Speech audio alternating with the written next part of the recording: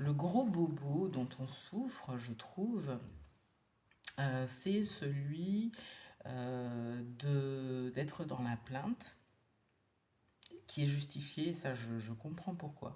Simplement, je vais te faire une analyse en fait de ce que je peux observer. La plainte, elle est intéressante quand elle permet de générer chez l'autre une émotion qui va très rapidement permettre un changement de position de l'autre, un changement d'attitude, il va répondre à un besoin. Donc quand tu veux, c'est ce que fait l'enfant, c'est ce que font toutes les personnes qui ont une identité émotionnelle très marquée, c'est associé au signe du cancer. Le cancer d'ailleurs qui est localisé dans le centre de la racine, qui est localisé dans le centre G de l'identité de l'amour, qui est localisé dans le centre de la gorge, qui est localisé dans le centre ajna. C'est-à-dire que quand un cancer, quelqu'un qui a ces énergies-là t'exprime quelque chose, il veut un changement radical dans l'instant.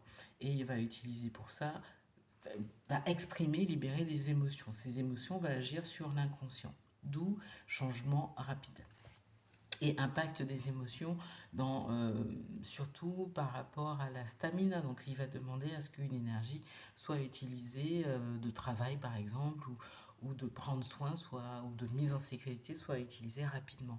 Ou un changement de direction vers un mode de fonctionnement qui peut être extrême ou une façon de concevoir un projet avec énormément de détails, de précision.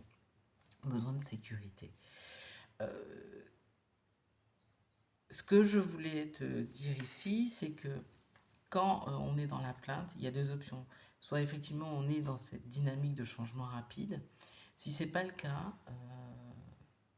à ce moment-là, ce qui peut amener une nouvelle structure, un changement, c'est le signe opposé au cancer, c'est le Capricorne. Parce que lui prend le temps. Il sait que le changement va prendre du temps. Mais s'il souhaite mettre en place un changement collectif qui passe par une structure tangible, physique, ça va prendre du temps et ça demande au fil des actions instinctive d'acquérir une certaine forme de discernement de ce qui fonctionne, ce qui ne fonctionne pas et de maturité.